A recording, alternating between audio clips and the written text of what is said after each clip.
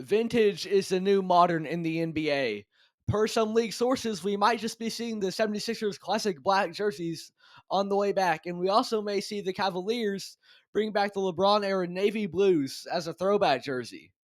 And you combine this with the reports of city jerseys this year not being entirely new, but bringing back some throwbacks from past years and recent rebrands like that of the Utah Jazz and now the Orlando Magic that do not have a modern feel about them, but rather something more vintage, more of a throwback. The Magic, they got those pinstripes. And for the Utah Jazz, they broke away from the conventional Jazz jerseys of the past 2 decades at least. And with the mountains and the purple and black color scheme, it's something more akin to the John Stockton era.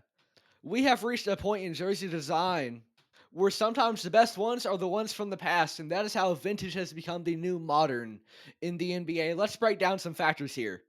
So typically, one of the most modern aspects of a jersey now is the simplicity of it, or a move towards minimalism. And you see this with a team like the Cleveland Cavaliers. They have very simple jerseys, but they work. But sometimes it doesn't work out that same way. See, the Cavs are lucky, especially with their wine and gold color scheme. They have colors that work for that simplicity. But then you get a team like the Utah Jazz that wants to put themselves in a new modern situation with an entirely new rebrand, new color scheme. Moving on from the Donovan Mitchell Rudy Gobert era, they brought in these jerseys with highlighter yellow as one of their primary colors. And the jerseys themselves were quite simple, pretty similar to the Cavs in that sense. However, the problem was with the color scheme of it all, as well as the simplicity, it just did not work. And fast forward to now, the Jazz, they are on to new horizons with their jerseys, something that is more akin to what they would have worn in the past. Because they decided that modernity and minimalism was not the path for them. But why does this happen? Well, of course, there's this concept of nostalgia in which we look at the things of the past in rose tinted glasses. And with that, stuff from past eras, they have a way of finding new life. You see, with nostalgia, people will tell stories of these brand designs from years past that they have a strong affection in their heart for because they associate it with good memories. And then as that gets passed on, as past generations talk about this, the new generation decides that they want to check this out, and all of a sudden, it becomes cool again. Look at the rise of vinyl as well, and just having physical stuff. Because for a time, that was really getting pushed away. Whether it was the loss of CDs in favor of streaming, vinyls in favor of streaming, actual DVDs of movies and shows as opposed to streaming. But there was a pushback because there just felt something special about having something to truly own and have in your hand. And with that, I think there is a natural human desire to go against convention. Now, there are two sides to this. On one hand, it can be very, very easy to conform because ultimately there's a lot of people doing it for a reason, right? It might be simple, it might be convenient, it might be easy. But on the other hand, if you do not conform, if you break convention, you have a chance to really set yourself apart and do something truly unique. Because yes, you can have a stable life living in convention, but if you do something more, if you do not live in the monotony of day-to-day life, and instead you push back against that and you try to progress in your own path, carve your own way, that can be appealing for some people because they have a burning desire to be free and truly think for themselves. And so, with that, when you see these designs like the Jazz, like the Cavaliers, in how simple that they are becoming, how minimalist they are becoming in the sake of being modern, then there is a desire in the back of one's mind to push back against that and look for something vintage, something retro, a throwback. And the last factor is that they look pretty good. I mean, you think about the new Jazz jerseys, I love them. But I especially love the ones back in the day with John Stockton there, as well as the throwback Orlando Magic jerseys and the Raptors, the Timberwolves. There were so many great jersey designs in years past. The Charlotte Hornets, for so long, especially in the 90s, they were the most fashionable team in the league with their revolutionary purple and teal. Now they just lean a lot more towards the teal aspect. Pretty much any team you go to and you look at their throwbacks, and there's just something special about it.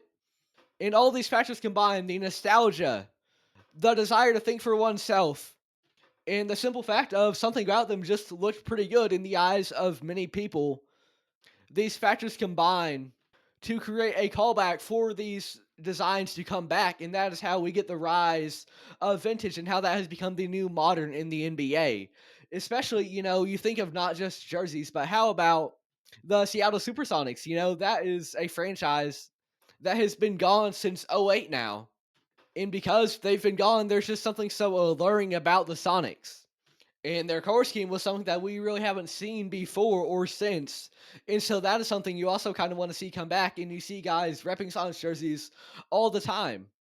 And, you just kind of look back on that era. I didn't even live it, right?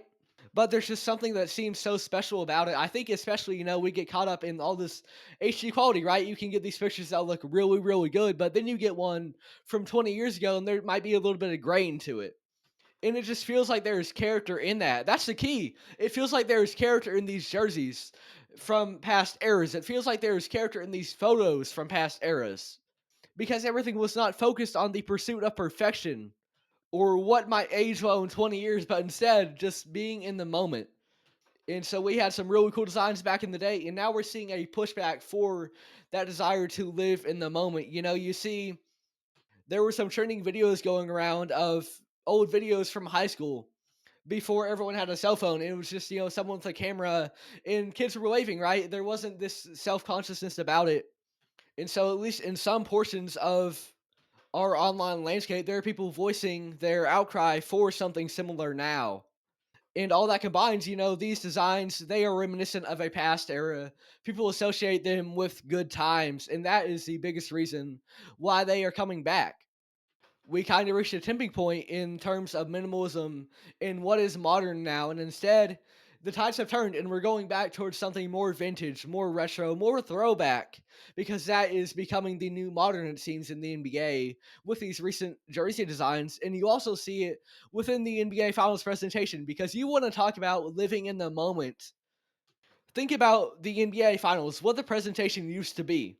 Finals logo on the court, player introductions actually being broadcasted, and there's a callback for people wanting that again, not worrying about, the sticky decal on the court, how that might affect play. They don't care about that. They just want to be in the moment of the finals again, be wrapped up, be enthralled, feel like they are there in the finals. And now the NBA is bringing back that introduction element on the broadcast. And that was a decision that was praised by a lot of people, but also something that they felt it shouldn't have been gone in the first place. And everything combines this association of a good time, the nostalgia. Vintage is the new modern in the NBA, and it's a good thing for now. Of course, everything can be great in moderation. So right now, I think it's in a really special spot because you don't see it from every team in the league. But with that, it kind of differentiates teams. The Cavs, they have their modern jerseys. Utah and Orlando, they don't. And so that contrast is also really cool to see. And overall, I wasn't there necessarily for the 90s, right? But something about it just feels so special and so alluring to me. And it's great to see this kind of ideas and concepts and designs making a comeback in the modern NBA.